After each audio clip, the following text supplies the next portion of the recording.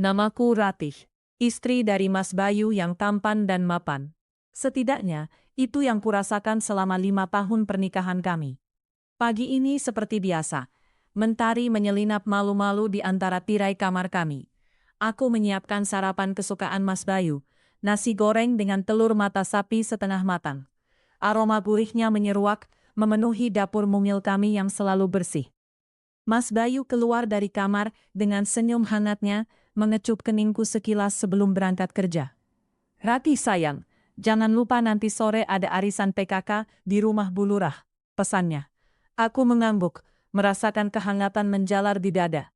Kehidupan kami terasa sempurna, sederhana namun penuh cinta.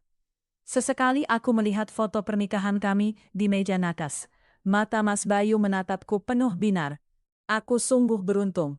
Tak pernah terlintas sedikit pun firasat buruk di benakku. Semua tampak begitu damai, begitu indah, seperti lukisan cat air yang belum tergores. Sore itu, aku memenuhi janji untuk hadir di arisan PKK. Aku memutuskan mampir sebentar ke kafe favoritku di dekat rumah. Ingin menikmati secangkir cappuccino sebelum berkumpul. Aku duduk di dekat jendela, memandang lalu lalang kendaraan yang ramai. Tiba-tiba, mataku tertuju pada sebuah mobil sedan mewah berwarna hitam metalik yang berhenti di seberang jalan. Pintu mobil terbuka, dan dari dalamnya keluar seorang wanita dengan penampilan mencolok. Rambutnya dicat pirang terang, mengenakan dres ketat berwarna merah menyala, dan yang paling membuatku terhenyak. Ia menenteng sebuah tas tangan bermerek yang sangat kukenal. Itu tas impianku, yang pernah kulihat di majalah. Harganya fantastis. Wanita itu tertawa lepas, berbicara dengan seseorang di dalam mobil. Jantungku berdebar tak karuan. Ada sesuatu yang familiar pada wanita itu, tapi aku tak bisa mengingatnya.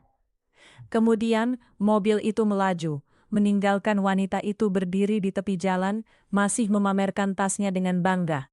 Aku merasa ada yang aneh, seperti ada duri kecil yang menusuk hatiku. Beberapa hari setelah kejadian di kafe, aku mulai merasakan perubahan halus dalam sikap Mas Bayu. Ia menjadi lebih sering pulang larut malam, alasannya selalu rapat mendadak atau urusan pekerjaan yang mendesak. Ponselnya pun tak lepas dari genggaman. Kadang ia bergegas keluar rumah hanya untuk menjawab panggilan. Di lingkungan rumahku, gosip berhembus lebih cepat dari angin. Ibu-ibu PKK mulai menatapku dengan pandangan berbeda, penuh iba yang justru terasa menghina. Suatu sore, saat aku sedang menyiram bunga di teras, Bu Laras, tetangga sebelah, menghampiriku. "Ratih, kamu baik-baik saja? Kami lihat Mas Bayu sering keluar malam," katanya, nadanya penuh kepalsuan. Aku tersenyum getir. "Mas Bayu sibuk sekali, Bu," jawabku lirih. Namun Bu Laras tak berhenti. "Tapi kemarin aku lihat dia sama perempuan lain, Ratih. Cantik sih, tapi gayanya, wah, pakai tas merah nyala yang katanya dari Mas Bayu itu." Kata-kata itu menghunjam dadaku. Tas merah itu, wanita itu, semuanya mulai terasa masuk akal, namun begitu menyakitkan. Minggu berikutnya, aku diundang ke pesta ulang tahun istri salah satu kolega Mas Bayu. Aku datang sendirian, merasa sedikit canggung. Suasana meriah dengan musik kencang dan tawa riang. Aku mencari Mas Bayu di antara kerumunan, tapi ia seolah menghilang. Tiba-tiba, pandanganku terpaku pada sudut ruangan. Di sana, di tengah kerumunan wanita-wanita sosialita, berdiri wanita berambut pirang yang kutemui di kafe. Ia mengenakan gaun yang sama, dan tas merah itu kembali menjadi pusat perhatian. Kali ini, ia tak sendiri. Mas Bayu berdiri di sampingnya, merangkul pinggangnya dengan mesra. Dunia serasa berhenti berputar. Jantungku serasa diremas. Mas Bayu menoleh. Matanya bertemu denganku. Ekspresinya seketika berubah pucat. Lalu ia buru-buru menarik wanita itu menjauh. Tapi terlambat. Semua mata tertuju padaku. Pada wanita yang baru saja ditinggalkan suaminya di depan umum. Aku bisa merasakan tatapan kasihan. Bahkan ada yang berbisik. Rasa malu, marah, dan sakit yang luar biasa membakar seluruh tubuhku. Aku ingin berteriak. Malam itu, setelah pulang dari pesta yang memilukan, aku tak bisa tidur. Mas Bayu baru pulang dini hari, beralasan ada urusan penting. Aku tak bertanya. Aku hanya memandangnya dengan mata berkaca-kaca. Keesokan harinya, saat ia berangkat kerja, aku memberanikan diri masuk ke ruang kerjanya. Ada sesuatu yang mengganjaliku sejak lama. Aku membuka laci meja kerjanya, mencari sesuatu yang mungkin bisa menjelaskan semuanya. Dan aku menemukannya. Sebuah struk pembelian yang mencurigakan. Di bawahnya, tersembunyi beberapa foto wanita berambut pirang itu. Beberapa tagihan kartu kredit, dengan nama toko yang tak kukenal. Semakin dalam aku menggali, semakin hancur hatiku. Aku menemukan tas itu, yang ternyata dibeli di sebuah toko barang bekas terkenal. Bukan tas mewah yang asli. Aku ingat betul detail tas yang dipamerkan wanita itu. Ada sedikit perbedaan di jahitan pinggirnya. Sesuatu yang hanya diketahui oleh orang yang benar-benar memahaminya. Realitas menghantamku seperti gelombang pasang.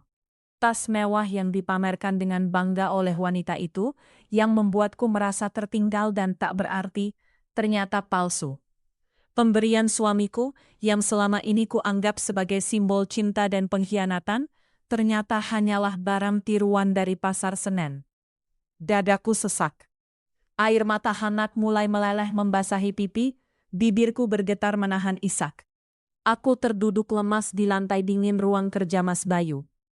Semua kepedihan yang kurasakan selama ini, rasa sakit karena merasa tak cukup baik, rasa cemburu melihat kemewahan wanita lain, ternyata dibangun di atas kebohongan yang begitu konyol.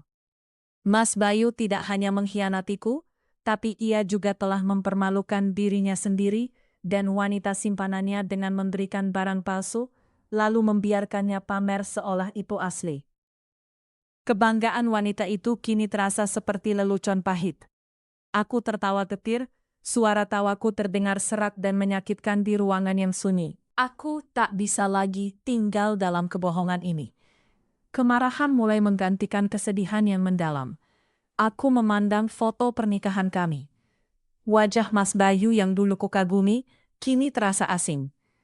Aku memutuskan untuk menghadapi semuanya. Malam itu, saat Mas Bayu pulang, aku sudah menunggu dengan tenang. Di tanganku, ada tumpukan bukti yang berhasil kukumpulkan. Aku menyodorkan struk dan foto-foto itu kepadanya. Wajahnya pucat pasi, ia tak bisa berkata apa-apa. "Siapa dia, Mas, dan kenapa kamu memberinya tas palsu?" Tanyaku dengan suara yang berusaha kukendalikan. Ia tergagap mencoba mencari alasan, tapi aku tak memberinya kesempatan. "Aku tahu semuanya, Mas. Aku tahu dia teman kerjamu. Aku tahu kamu menghabiskan uang kita untuk wanita itu. Dan yang paling menyakitkan, kamu membohonginya dengan tas KW." Ucapku. Setiap kata terasa seperti pukulan. Aku melihat penyesalan di matanya, tapi itu sudah terlambat. Aku meminta ia berkemas dan pergi dari rumah ini. Hatiku hancur, tapi aku tahu ini adalah langkah pertama untuk menyembuhkan luka. Hari-hari setelah kepergian Mas Bayu terasa kosong. Rumah ini terasa begitu sunyi tanpa kehadirannya. Namun juga terasa lebih lega. Aku mulai fokus pada diriku sendiri. Aku kembali menekuni hobi melukisku yang sempat terbengkalai. Kuas dan kanvas menjadi pelipur lara.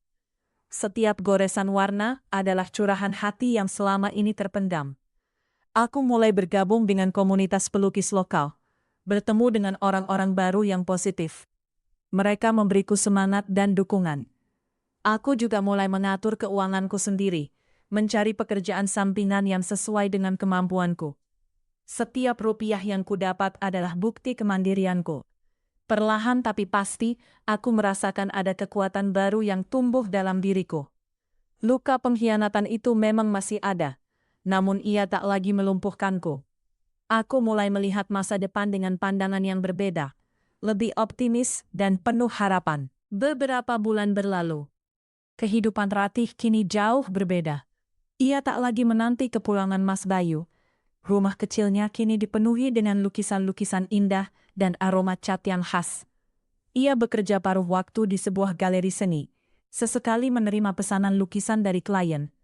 Suatu sore, saat ia sedang asyik melukis di teras rumahnya, sebuah mobil berhenti di depan pagar. Mas Bayu turun dari mobil, tampak lebih kurus dan sedikit lusuh. Ia membawa sebuket bunga mawar merah yang layu. "Ratih," panggilnya lirih. Aku menoleh, ada sedikit rasa iba melihat kondisinya. Apa kabar, Mas? Jawabku datar. Ia terdiam sejenak, memandangku lekat. Aku minta maaf, Ratih. Aku sadar kesalahanku. Wanita itu, dia pergi setelah tahu tasnya palsu. Aku menyesal, sudah menghancurkan semuanya. Aku tersenyum tipis, senyum yang tulus. Aku sudah memaafkanmu, Mas. Tapi kita tidak bisa kembali seperti dulu. Aku sudah menemukan jalanku sendiri. Ia mengangguk, matanya berkaca-kaca. Ia meletakkan bunga itu di pagar, lalu berlalu. Aku memandang punggungnya yang menjauh, merasakan kedamaian yang belum pernah kurasakan sebelumnya. Senyumku kini bukanlah senyum palsu, melainkan senyum seorang wanita yang telah menemukan kembali jati dirinya.